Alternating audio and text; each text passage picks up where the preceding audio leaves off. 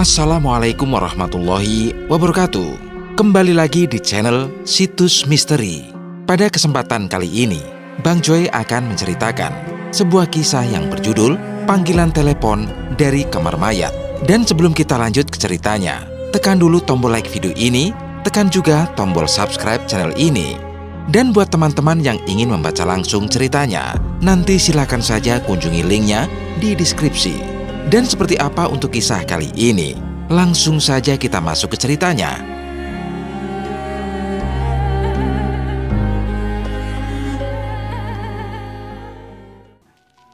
Din, gua keluar dulu ya. Mau makan. Ucap Karno. Siap mas, balasku. Din, kalau ada telepon, nggak usah diangkat. Kenapa emang mas? Pokoknya nggak usah. Balas Mas Karno seraya berjalan meninggalkan pos satpam. Mas Karno sudah bekerja di rumah sakit ini selama 5 tahun. Sedangkan aku baru hari ini mulai bekerja. Entah kebetulan atau gimana, hari pertama kerja malah kebagian shift malam. Shift malam di sini berbeda sekali dengan tempat kerjaku sebelumnya. Di sini lebih sepi. Hanya ada beberapa suster atau keluarga pasien yang lalu lalang.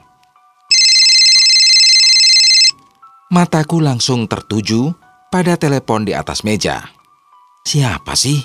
Malam-malam telepon. Ngagetin aja. Gumamku seraya berjalan mendekati meja. Angkat gak ya?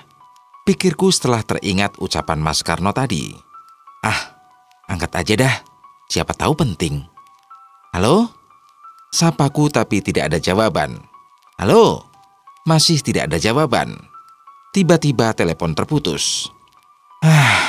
Paling kerjaannya Mas Karno. Gumamku pelan, lalu kembali duduk di kursi dan menonton TV.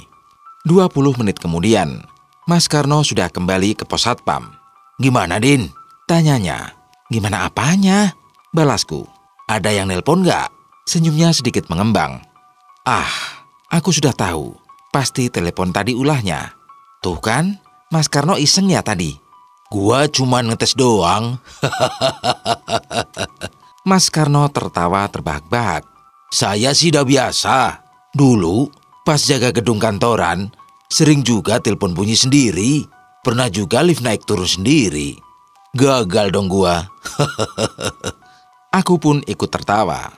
Kami lanjut ngobrol tentang cerita-cerita yang beredar di rumah sakit ini. Di sini gimana, Mas? Ada nggak tempat yang paling ditakutin? Tanyaku. Biasanya kamar mayat. Gua kalau lagi patroli sendiri, males banget dah lewat sana. Mana harus lewatin lorong panjang gitu. Emang kamar mayatnya di mana? Di bagian belakang. Tuh, agak mojok, deket sama pemakaman rumah sakit. Gua sakit perut. Mau ke kamar mandi dulu ya. Ucap Mas Karno. Oke, Mas. Hati-hati ya. Ucapnya sambil melebarkan senyum, lalu berlari ke kamar mandi. Kondisi rumah sakit benar-benar sepi. Sejak tadi belum terlihat orang yang masuk ataupun keluar. Aku duduk di kursi depan pos satpam sambil mengamati area sekitar. Telepon kembali berbunyi. Spontan aku menengok ke belakang. Malas paling Mas Karno iseng lagi.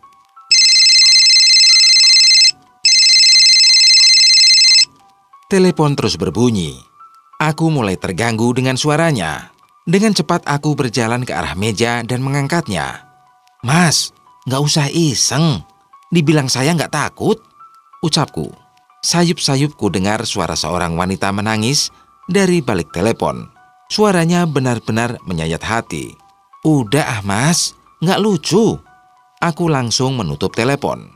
Ku dengar suara hentakan sepatu bot. Ternyata Mas Karno sudah ada di depan pintu pos. Lu ngerjain gua, Din? Tanya Mas Karno dengan wajah ketakutan dan nafas tersengal-sengal. Ngerjain apa, Mas? Dari tadi juga saya di sini, balasku. Tadi, pas gua lagi buang air besar, ada yang gedor-gedor pintu. Pas gua tanya, nggak ada jawaban. Terus di kamar mandi sebelahnya, ada bunyi penutup toilet kayak dimain-mainin. Pas gua cek keluar, ternyata kosong. Nggak ada siapa-siapa. Jelas Mas Karno. Bukan saya, Mas. Sumpah dah, saya dari tadi di sini. Terus lu ngapain diem di sana? Tadi ada telepon. Pas diangkat, malah suara cewek nangis. Waduh, ada yang iseng beneran ini sih, ucap Mas Karno. Mungkin mau kenalan sama satpam baru, balasku tersenyum. Lalu berjalan menjauhi meja. Baru melangkahkan kaki di luar pos. Telepon itu kembali berbunyi.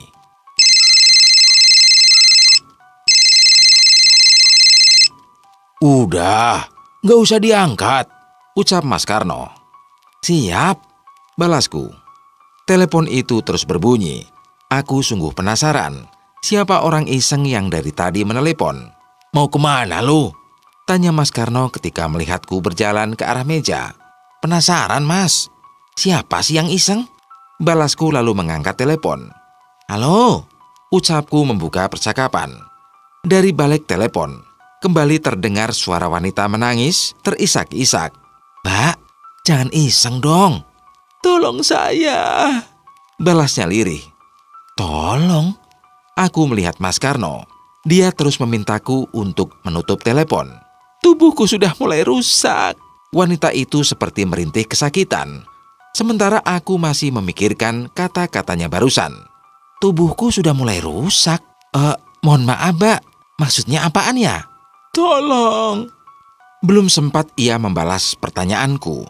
Mas Karno tiba-tiba menarik gagang telepon dan menutupnya. Dibilang gak usah diangkat. Gak nurut amat, ucapnya marah. Tapi Mas, tadi ada orang minta tolong. Mas Karno menatap layar kecil di atas deretan angka telepon. Tuh, 456. Itu saluran telepon dari kamar mayat, ucap Mas Karno sambil menunjuk 3 angka tersebut. Hah? Emang ada cewek yang jaga di kamar mayat? Tanyaku polos. Gak ada. Lagian jam segini, mana ada orang di sana? Rumah sakit juga kan lagi sepi. Ih, jadi merinding saya, ucapku. Kami pun langsung berjalan keluar, duduk di kursi depan. Telepon itu kembali berbunyi. Mas? Aku menatap Mas Karno. Udah, biarin aja. Selama kami duduk di kursi depan, bunyi telepon itu terus menemani. Tak ada satupun dari kami yang berani mengangkatnya.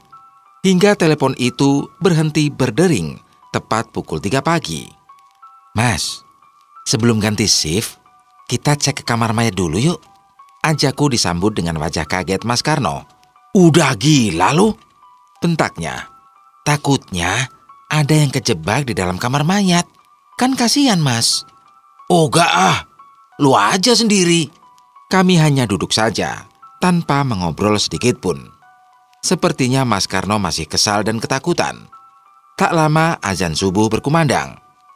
Mas, saya ke musola dulu ya, ucapku memecah keheningan. Oke Din, balasnya singkat.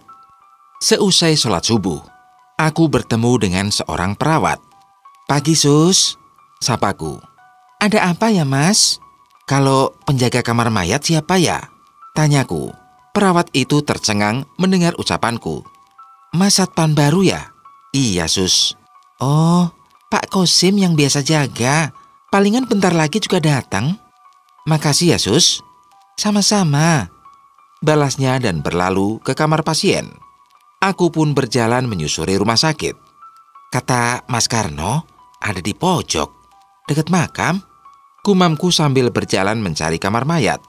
Nah, kulihat sebuah papan besi berwarna hijau dengan tulisan kamar mayat dan tanda panah ke atas.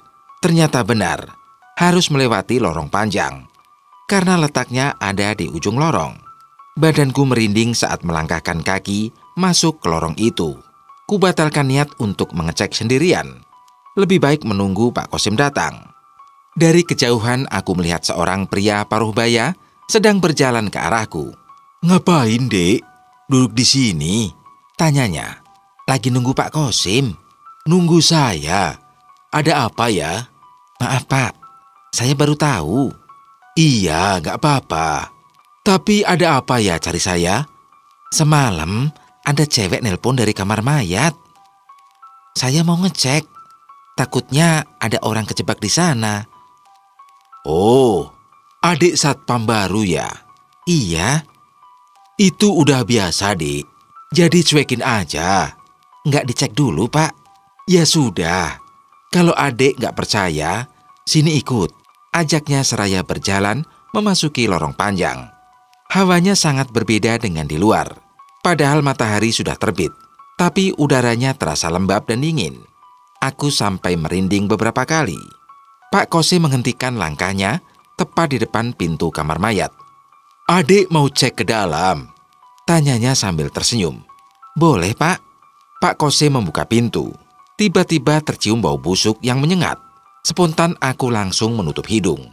Begitu pula dengan Pak Kosim. Bau apa ini ya? Ucap Pak Kosim, kemudian menyalakan lampu. Kayaknya dari sana, Pak. Ucapku. Iya, dari kamar pendingin. Balasnya. Kami berjalan ke kamar pendingin. Bau busuk itu semakin menyengat. Aku berusaha menahan nafas. Astagfirullah, Ucap Pak Kosim. Kenapa, Pak? lemari pendinginnya mati. Kayaknya konslet. Kemarin pas saya pulang, nggak kenapa-kenapa. Ya udah, Pak. Sekarang panggil teknisi listrik aja. Ucapku lalu mengajaknya keluar. Aku sudah tak tahan dengan bau busuknya.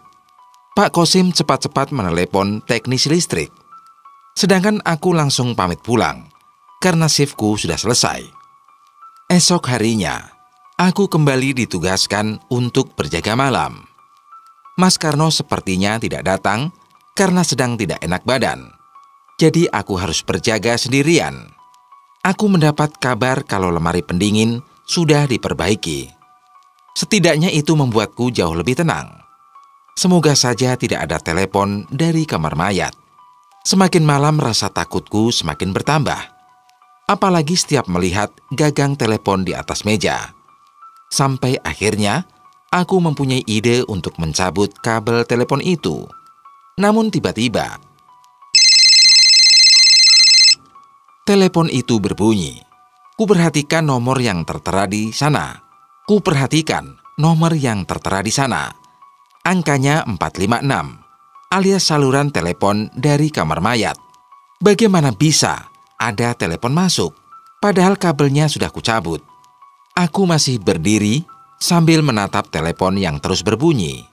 Nomornya masih sama, dari kamar mayat. Mas? Sapa seseorang mengagetkanku. Aku menoleh, ternyata sudah ada seorang perawat berdiri di depan pos. Lagi liatin apa? Serius banget? Tanyanya. Nganu, Mbak. Saya lagi liatin telepon dari tadi bunyi. Balasku seraya menghampirinya. Ya angkat aja, siapa tahu penting. Kabelnya sudah saya cabut, Mbak. Loh, kok bisa bunyi? Makanya, saya juga heran. Aku berjalan ke dalam pos. Coba deh, Mbak lihat. Aneh banget. Ucapku seraya menatap telepon itu. Mbak, aku menoleh ke belakang. Ternyata perawat tadi sudah menghilang. Astagfirullah. Spontan aku beristighfar, sambil mengedarkan pandangan mencari keberadaan perawat tadi. Sementara itu telepon masih terus berbunyi. Baru kerja 2 hari aja, udah begini. Gerutuku seraya duduk di kursi depan. Tetap saja tidak mempedulikan panggilan telepon itu. Dari kejauhan, terlihat Pak Kosim sedang berjalan keluar rumah sakit. Pak! Sapaku seraya berjalan ke arahnya. Iya, Dek. Ada apa? Balasnya menghentikan langkah. Tumben, jam segini belum pulang? Masih repot, Dek. Urus kamar mayat. Bukannya pendinginnya sudah nyala? Iya, tapi ada beberapa yang nggak nyala. Jadi masih bau banget. Terus gimana, Pak? Iya, tadi saya pindah-pindahin manual. Gantian gitu. Biar mayatnya nggak cepat busuk. Tapi lama-kelamaan capek juga. Emang teknisinya nggak bisa datang jam segini? Besok pagi katanya. Oh iya, Pak. Dari tadi, telepon di pos satpam bunyi terus. Nomor panggilan dari kamar mayat. Bukan saya, Dek. Elak Pak Kosim. Saya juga yakin itu bukan Bapak. Soalnya kabelnya udah saya sabut, tapi teleponnya masih bunyi. Masa sih, Dek? Pak Kosim heran. Aku mengajaknya ke pos satpam. Namun tak terdengar suara telepon. Mana, Dek? Tanya Pak Kosim. Sumpah, Pak. Dari tadi bunyi terus. Adik kan satpam baru. Wajar kalau ada yang mau kenalan. Apalagi ini rumah sakit tua. Saya aja yang udah kerja lebih dari 20 tahun, kadang masih sering dikerjain penghuni sini. Jadi kalau ada yang iseng, cuekin aja, Dek. Iya, Pak. Ya udah, saya mau pulang dulu. Hati-hati ya, Pak. Pak Kosim pun berlalu menuju parkiran. Sementara aku kembali duduk di kursi depan. Hanya saja kini tak terdengar suara panggilan telepon. Suara klakson motor yang dikendarai Pak Kosim. Saya pulang dulu ya, Dek. Ucap Pak Kosim seraya menghentikan motor tepat di depan pos satpam. Iya, Pak. Assalamualaikum. Waalaikumsalam. Spontan aku menengok ke belakang, menatap telepon di atas meja yang kembali berbunyi. Cukup lama aku menatap telepon itu, hingga akhirnya aku bangkit dan berjalan ke arah pintu rumah sakit. Ya, daripada harus mendengarkan bunyi telepon terus-menerus, lebih baik keliling rumah sakit. Toh sekarang pun sudah lewat tengah malam. Jarang sekali ada pasien yang datang. Aku berjalan masuk ke dalam rumah sakit. Terlihat ada beberapa perawat sedang berkumpul di depan ruang UGD. Kusapa mereka, kemudian berlalu menuju selasar yang mengarah ke ruang inap. Suasana begitu sepi. Hanya aku sendiri yang berjalan menyusuri selasar yang agak gelap. Di ujung selasar, terlihat seseorang sedang berdiri. Dari pakaiannya seperti seorang perawat. Mungkin habis mengontrol kondisi pasien di ruang inap. Aku pun berjalan mendekat. Perawat itu menoleh dan tersenyum padaku. Wajahnya tak asing. Mirip sekali dengan yang kulihat di depan pos satpam tadi. Mbak yang tadi ke pos satpam kan? Tanyaku. Ia tak menjawab, malah berjalan ke arah ruang inap. Aku pun membuntutinya, sambil menatapnya dari ujung rambut sampai kaki. Kakinya menapak ke tanah, berarti bukan hantu, pikirku. Tepat di depan salah satu kamar inap, ia menghentikan langkahnya, kemudian kembali menoleh ke arahku sambil tersenyum. Spontan aku pun menghentikan langkah. Jika ada yang membutuhkan bantuan, sebaiknya kamu bantu, ucapnya. Lalu berjalan masuk ke dalam kamar inap. Iya, Mbak, balasku seraya menghampirinya. Ingin menanyakan apa maksud dari ucapannya. Namun yang kuhadapi kini hanya pintu kamar yang digembok dari luar. Astagfirullah, berarti dia bukan, gumamku. Lalu membalikkan badan, mengurungkan niat untuk berkeliling. Aku kembali melewati selasar. Perawat yang kulihat berkumpul di depan ruang IGD pun masih ada di sana. Kok cepet amat, Mas? Tanya salah seorang perawat. Sepi, jadi nggak ada yang perlu dilihat, balasku. Tapi kok jalannya kayak buru-buru gitu? Terus mukanya ketakutan, sahutnya. Pasti habis ketemu Suster Diana, sahut perawat lainnya. Oh, jadi namanya Suster Diana. Tuh kan, hampir semua yang kerja di sini minimal 1 kali ketemu Suster Diana. Tapi dia baik kok, Mas. Iya, cuman tetap aja kaget, balasku disertai senyuman. Biasanya kalau ada kejadian di rumah sakit, dia pasti muncul. Kejadian apa? 2 malam ini, beberapa pasien dan perawat ngedengar suara cewek nangis di dekat kamar mayat, Mas. Ternyata tidak hanya aku saja yang diteror. Saya balik ke pos lagi ya, Mbak, ucapku pamit. Iya, Mas. Hati-hati, ada Suster Diana, balas salah satu perawat diikuti suara tawa pelan mereka. Aku pun hanya membalas dengan senyum, lalu berjalan keluar rumah sakit. Langkahku agak pelan saat mendekati pos. Dari jarak beberapa meter, tak terdengar suara panggilan telepon. Aman, ucapku dalam hati, seraya duduk di kursi depan. Astagfirullah, baru saja nafas sebentar, gerutuku. Kesal sekaligus penasaran membuatku bangkit dari kursi dan mendekati meja. Saat gagang teleponnya aku sentuh, suaranya menghilang. Namun ada hawa dingin yang kurasakan tepat di belakang leher. Hawa dingin yang menempel di kulit hingga membuatku merinding. "Bantu saya!" bisik suara wanita tepat di belakangku. Tubuhku bergeming. Hawa dingin masih bisa kurasakan di belakang leher dan telinga. "Bantu saya!" Wanita itu kembali membisikkan sesuatu. Hembusan nafasnya bahkan sukses membuatku merinding. Aku memejamkan mata, lalu mulai merapal doa dalam hati. Tak lama hawa dingin itu pun menghilang. Perlahan aku membuka mata dan memberanikan diri menengok ke belakang. Tidak ada siapa-siapa. Aku bergegas lari keluar pos, menuju warung kopi di seberang rumah sakit. Selama lebih dari 1 jam, aku duduk di sana dan mengobrol. Tak sadar, sudah 3 gelas kopi kuhabiskan. Sekitar pukul 3 pagi, aku baru kembali ke pos. Berharap seperti hari sebelumnya. Gangguan itu menghilang pada pukul 3 pagi. Ku edarkan pandangan, mengamati area dekat pos. Tak ada siapa-siapa. Begitu pula di dalam pos. Setelah dirasa aman, aku kembali duduk di kursi depan, sambil terus berdoa di dalam hati. Waktu berjalan begitu lambat. Rasa cemas bercampur takut membuatku sering celingak-celinguk tidak jelas. Terkadang berdiri dan berjalan ke arah pintu rumah sakit, tapi tidak masuk ke dalam. "Sebentar lagi subuh," ucapku dalam hati sambil menatap jam di lengan. Setelah memastikan tidak ada pasien yang datang, dengan langkah cepat aku menuju musola. Sesampainya di sana, kondisinya masih sepi. Hanya aku saja yang duduk sambil menunggu waktu subuh. Sesudah sholat subuh, rasa penasaran membawaku ke kamar mayat. Bulu kuduku meremang.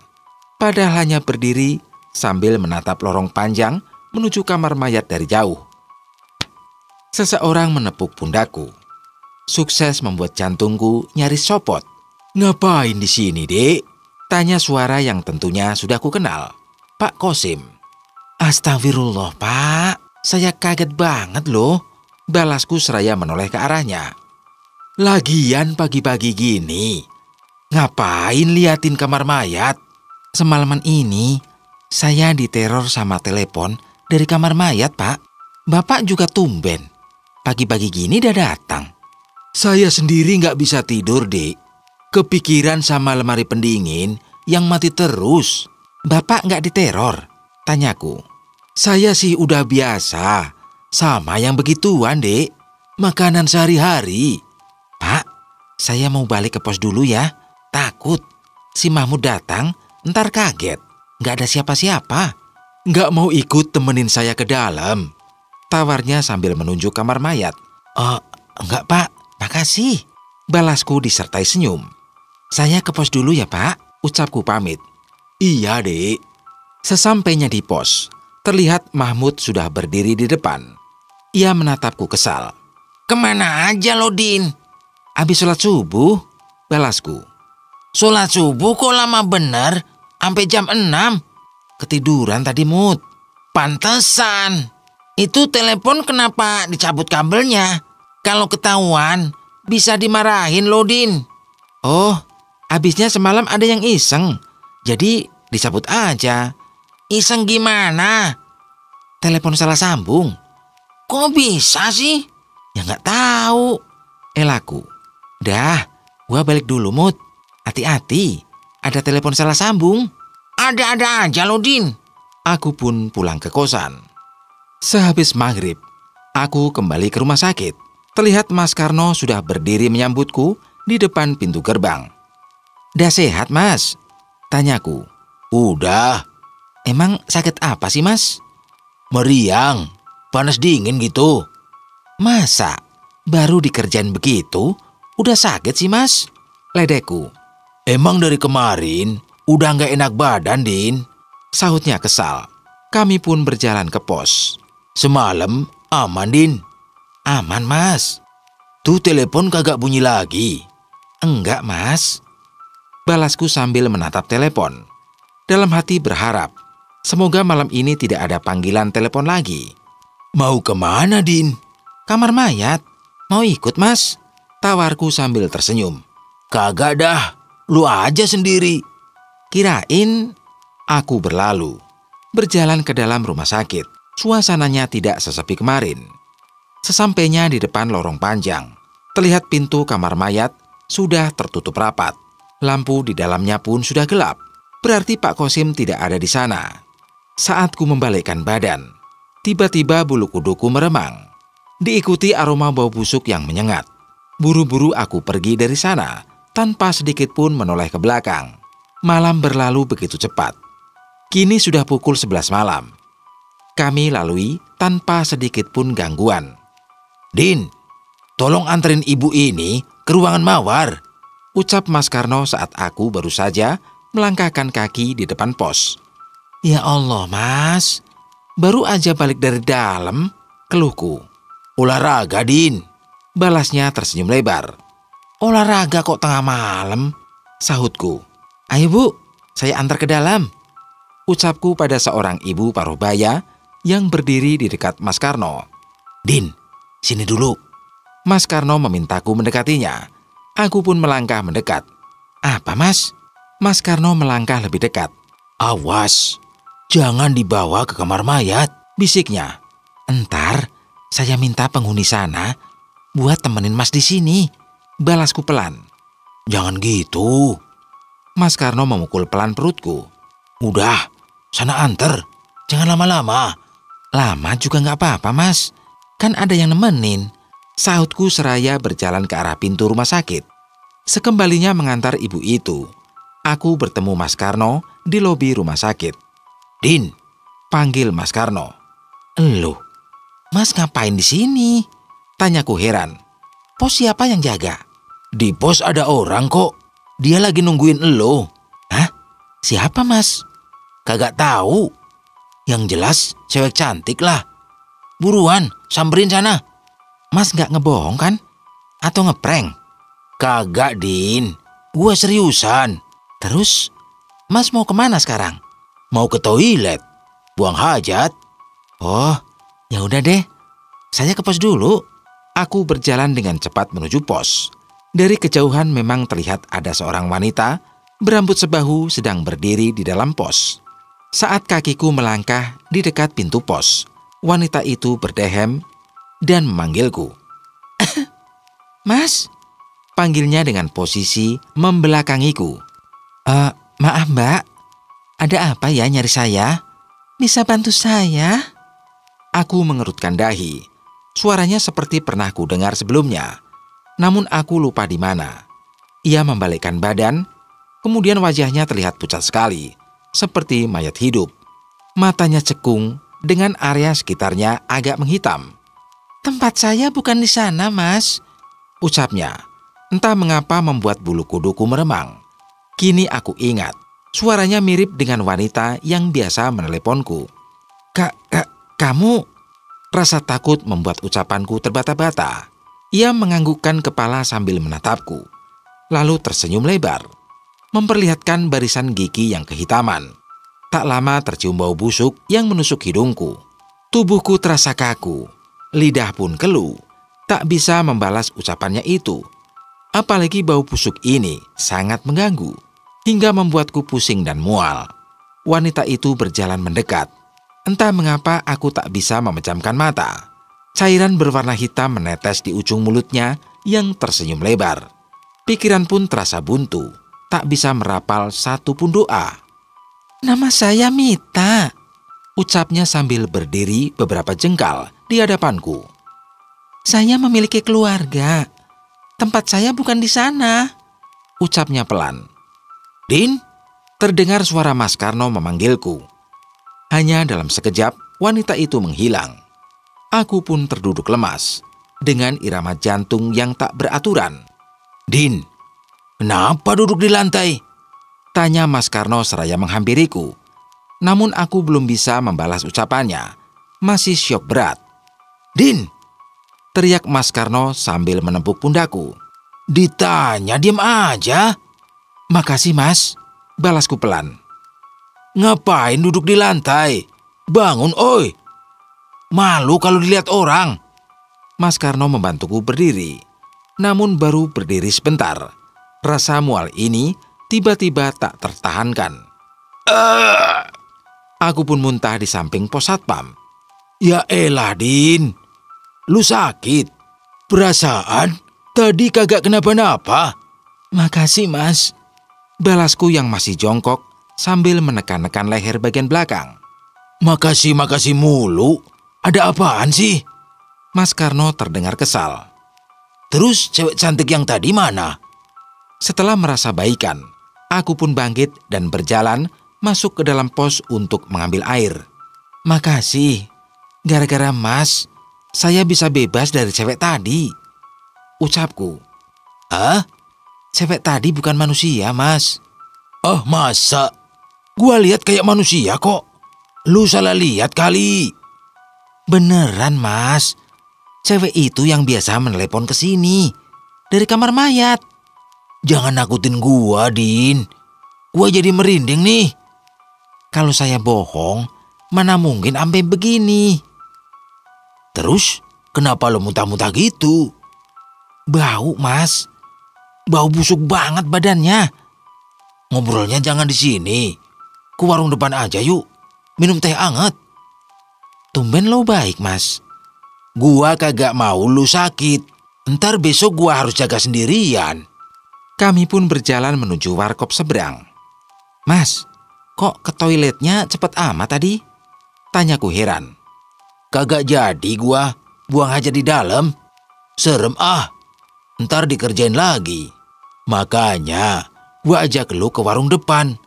Sekalian gua mau numpang buang hajat di sana. Jelas Mas Karno. Oh, pantesan tiba-tiba baik. Gua peduli beneran sama lu. Sautnya kesal. Iya, Mas, makasih. Setelah Mas Karno memesankanku teh manis hangat, ia pun pergi ke toilet. Aku melamun sambil memikirkan ucapan wanita tadi. Namanya Mita. Ia punya keluarga dan tempatnya bukan di sana. Apa maksudnya? Ngapain Mas bawa ember? Tanyaku saat Mas Karno kembali sambil membawa seember air. Abis dari sini, bersihin tuh bekas muntah lu. Bau ntar. Balasnya. Oh iya? Setelah meminum segelas kopi, kami pun kembali ke pos. Aku pun langsung membersihkan bekas muntah tadi. Kemudian mengembalikan ember ke warung seberang. Ngapain Mas di sini? Tanyaku saat kembali dari warung. Melihat Mas Karno sedang berdiri di gerbang. Kagak. Lagi lihat jalan aja. Elaknya canggung. Apa yang dilihat? Tengah malam gini kan sepi. Balasku. Bilang aja takut di pos sendirian. Imbuhku meledek.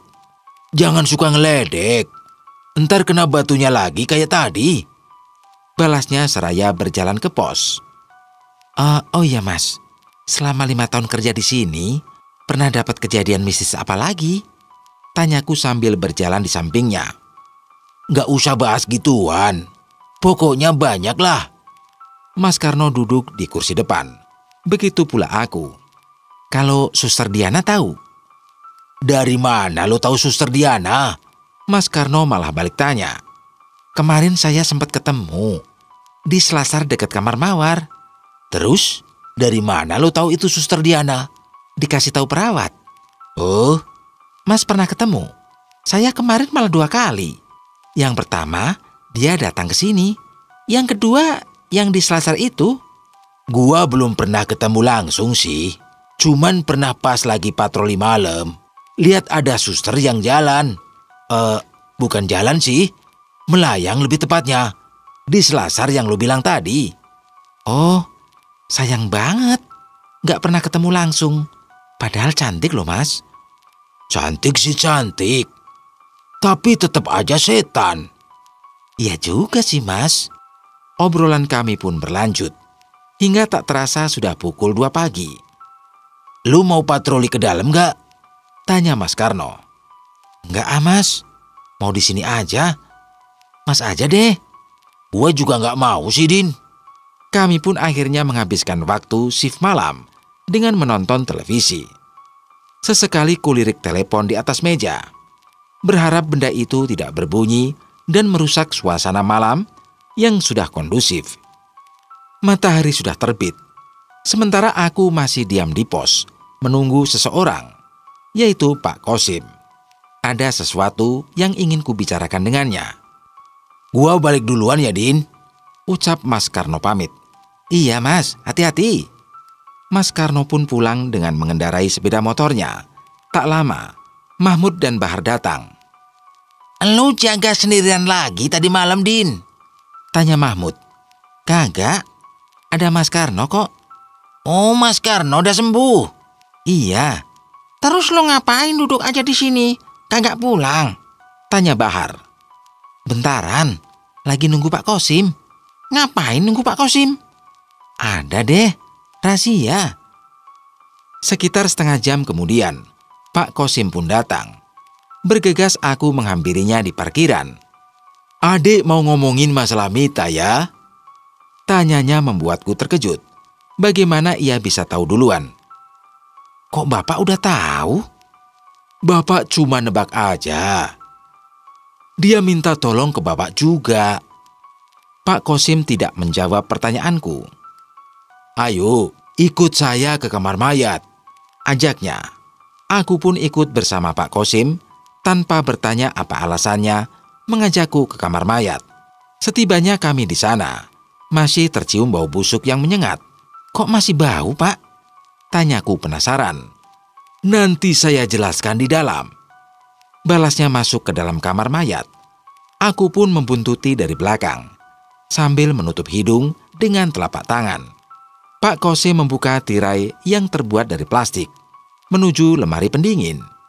Di sana ada jenazah Mita, ucapnya seraya menunjuk ke salah satu laci penyimpanan jenazah. Dan bau busuk ini berasal dari sana, imbuhnya. Bukannya udah dibenerin, Pak? Kemarin memang sudah normal, tapi entah kenapa laci tempat jenazah Mita mati terus. Udah dicoba dibenerin, tapi masih gitu terus. Tempatnya bukan di sana, ucapku pelan. Apa, Dek? Mita bilang tempatnya bukan di sana. Dia punya keluarga. Apa Bapak tahu keluarganya di mana? Jenazahnya ini awalnya tanpa identitas, Dek. Bapak baru tahu namanya karena semalam dia datang ke rumah. Terus gimana? Awal mula jenazahnya bisa sampai di sini. Jadi begini ceritanya. Pak Kosim berjalan ke arah meja, lalu mengambil sesuatu dari laci meja tersebut. Sebuah berkas berwarna biru. Sebaiknya jangan cerita di sini. Pak Kosim mengajakku keluar. Kami pun berjalan ke arah musola. Kemudian duduk di kursi dekat sana. Pak Kosim menyerahkan berkas itu kepadaku. Adik mau lihat, tawarnya. Ini apa, Pak? Tanyaku. Ini berkas kematiannya Mita. Di dalamnya ada foto-foto kondisi jenazahnya waktu pertama kali datang ke sini. Jelasnya. Duh, Pak, saya nggak berani Takut kebayang-bayang entar. Ya sudah, Bapak yang jelasin aja. Pak Kosim mengambil berkas dari tanganku. Ia membuka berkas itu. Aku sedikit mengintip. Benar, ada foto-foto jenazah. Beruntung aku tak melihatnya dengan jelas, karena spontan langsung mengalihkan pandangan. Tepat seminggu lalu, polisi menemukan jenazahnya di pinggir tol Jagorawi, tanpa identitas. Di lokasi hanya ada tas berisi pakaian yang tergeletak di dekatnya. Pak Kosim mulai bercerita. Ada beberapa luka tusukan di tubuhnya. 2 di bagian perut dan 1 di bagian punggung. Polisi beranggapan kalau dia telah menjadi korban pembunuhan dengan motif menguasai harta, sambungnya. Pak Kosim mengambil salah satu foto. Dengan cepat aku kembali memalingkan wajah. Gak usah takut. Toh adik udah pernah ketemu langsung sama dia. Emang foto apa itu, Pak? Tanyaku masih memalingkan wajah. Foto wajah jenazahnya. Bapak cuman pingin tahu. Bener gak dia yang adik lihat semalam? Perlahan aku menoleh, menatap foto yang ada di tangan Pak Kosim. Benar, wajahnya sama persis dengan yang kulihat semalam. Iya Pak, itu dia, Mita. Pak Kosim kembali memasukkan foto wajah Mita ke dalam berkas. Berarti benar namanya Mita. Adik tahu nggak, kenapa dia sampai meneror adik? Sambungnya. Saya juga nggak tahu, Pak. Padahal saya baru kerja di sini. Oh iya. Tadi adik bilang kalau dia punya keluarga dan dia bilang tempatnya bukan di sana. Iya, Pak. Dia bilang begitu. Berarti dia pingin jenazahnya dikembalikan sama keluarganya. Terus gimana cari alamat keluarganya? Kalau identitasnya aja nggak ada. Bapak juga bingung. Soalnya kalau permintaannya nggak dituruti, Bapak khawatir dia bakal terus ganggu orang-orang yang ada di rumah sakit. Aduh Pak, jangan nakutin gitu. Bapak juga pernah punya pengalaman seperti ini. Bedanya, polisi bisa identifikasi lebih cepat. Jadi Bapak bisa buru-buru memulangkan jenazahnya ke keluarganya, ucap Pak Kosim. Kasus Mita ini beda. Udah seminggu polisi masih belum menemukan titik terang. Imbuhnya, biasanya berapa lama jenazah tanpa identitas disimpan di lemari pendingin? Paling lama juga sebulan.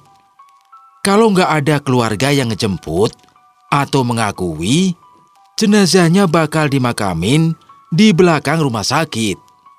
Berarti ada kemungkinan Mita bakal terus neror sampai sebulan? Bisa jadi enggak. Kalau dia terus ngerusak lemari pendingin, Bapak bisa memakamkan jenazahnya lebih cepat. Dalam hatiku berharap ia terus merusak lemari pendingin, sehingga bisa segera dimakamkan dan berhenti menerorku.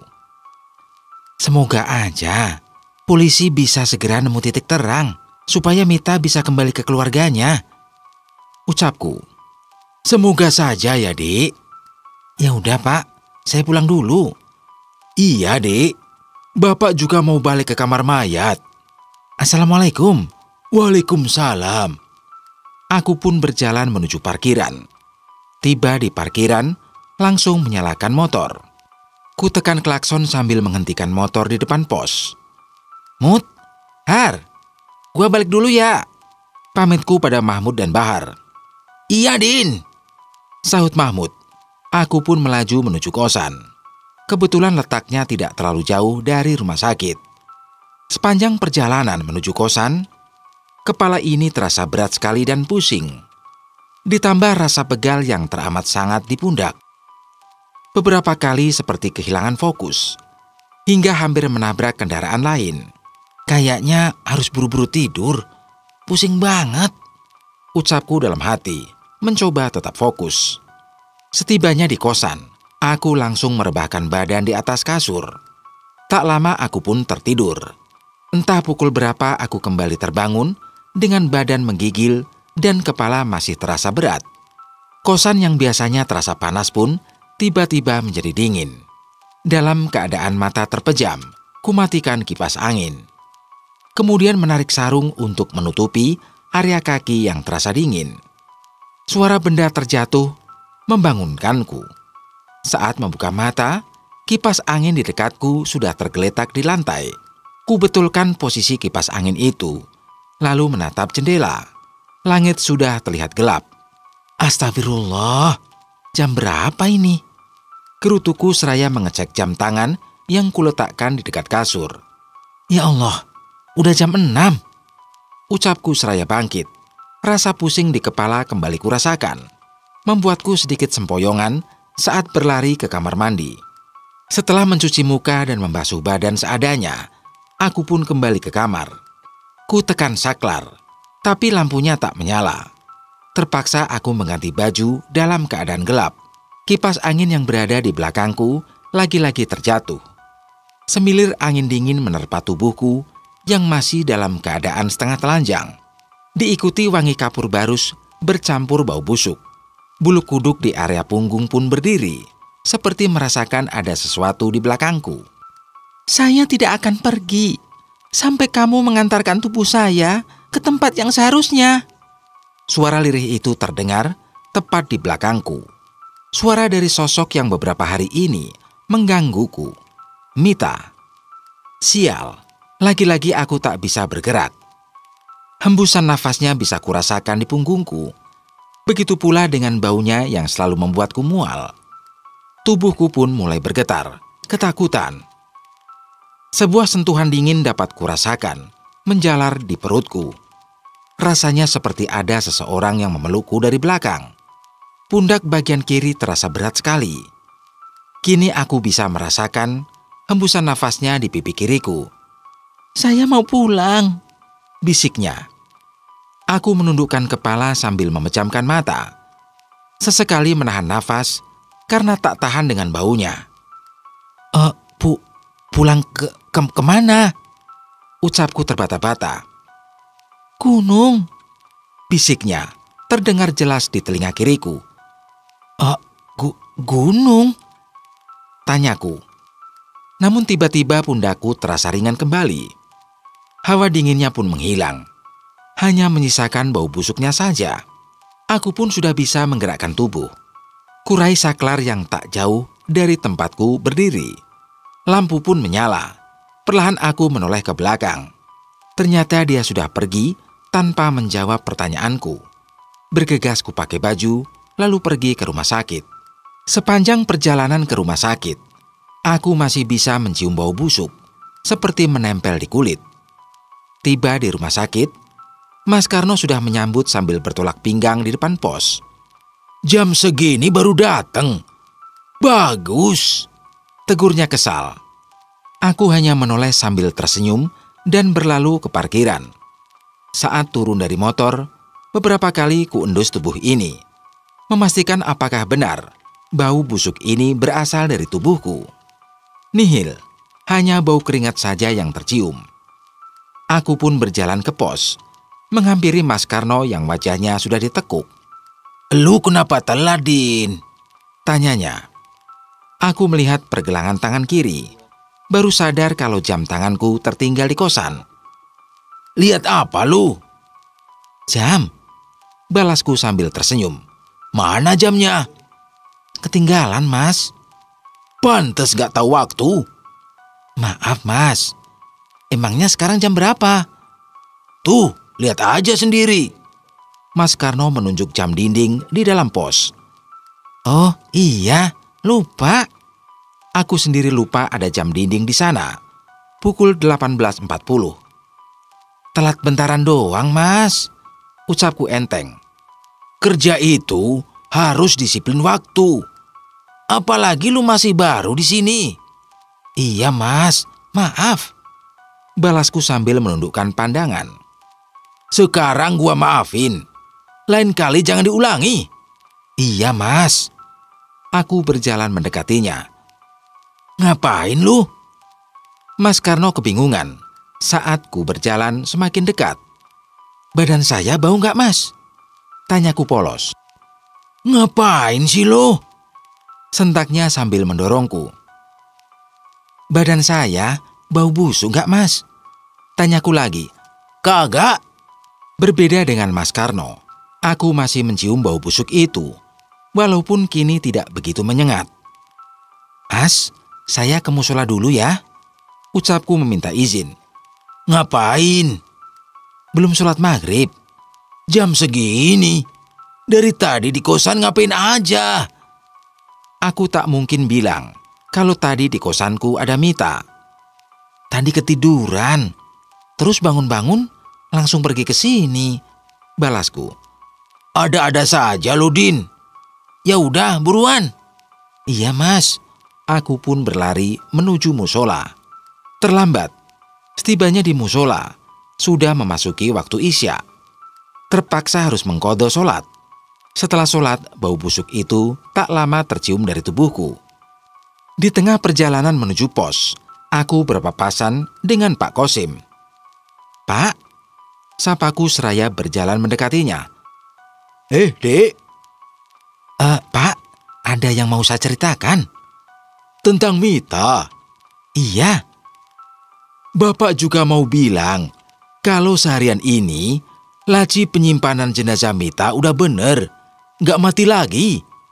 Waduh, harapanku agar jenazahnya dikubur lebih awal pun pupus. Waduh, kenapa, Dek? Enggak, Pak.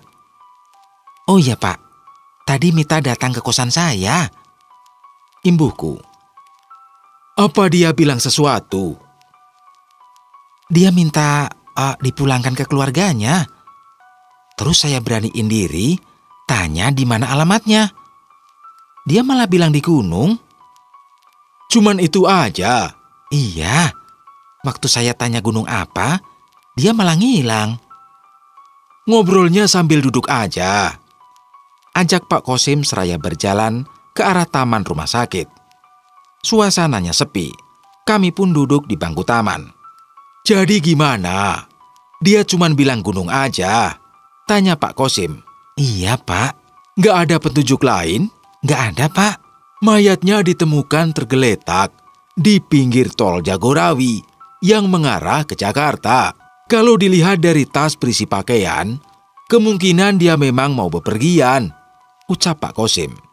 Masalahnya, ada banyak gunung di sekitar tol Jagorawi, imbuhnya. Iya, lagian dia ngasih petunjuk kurang jelas, gerutuku. Tiba-tiba tercium bau busuk yang khas. Pak, ucapku. Iya, saya juga nyium kok, balas Pak Kosim. Kayaknya dia datang, ucapku pelan. Jangan takut, kalaupun datang, cuekin aja. Cukup lama kami terdiam. Kutatap Pak Kosim yang terlihat tenang. Sementara aku malah panik dan celingak-celinguk tak jelas. Bau busuk itu semakin menyengat. Diikuti bulu kuduku yang meremang. Dari ekor mata, terlihat ada sesuatu yang turun perlahan dari atas pohon yang berada tepat di samping tempat dudukku. Pak, ucapku pelan, seraya membalikkan badan menghadap Pak Kosim. Iya, Bapak lihat. Pupilku bergeser sampai ke sudut mata. Jelas sekali bisa melihat Mita sedang berdiri di sampingku. Sontak aku langsung memejamkan mata, sambil menggeser tempat duduk, mendekat ke arah Pak Kosim. Pak, ucapku ketakutan. Tenang. Tidak ada sedikit pun kepanikan yang terdengar dari suara Pak Kosim. Mau apa kamu kemari? Tanya Pak Kosim. Saya hanya ingin pulang, Pak, balas Mita. Kalau kamu mau pulang, sebaiknya beritahu kami alamat rumahmu yang jelas, ucap Pak Kosim. Bukannya menjawab pertanyaan dari Pak Kosim, Mita malah menangis. Sebuah tangisan yang membuat bulu kuduk di seluruh tubuhku berdiri. Sangat menyayat hati. Saya tidak ingat, Pak, ucap Mita pelan. Mendengar jawabannya, seketika ada keinginan untuk tertawa. Aneh sekali. Selama ini dia terus memaksa dipulangkan ke rumahnya. Namun dia sendiri tidak ingat rumahnya di mana. Terus kami harus bagaimana? Sampai di sini dulu untuk cerita kali ini. Kalian bisa komen di bawah ya, yang ingin request lanjutin cerita ini sampai tamat. Dan mohon maaf, apabila Bang Joy ada kesalahan dalam penyampaian cerita. Akhir kata, wassalamualaikum warahmatullahi wabarakatuh.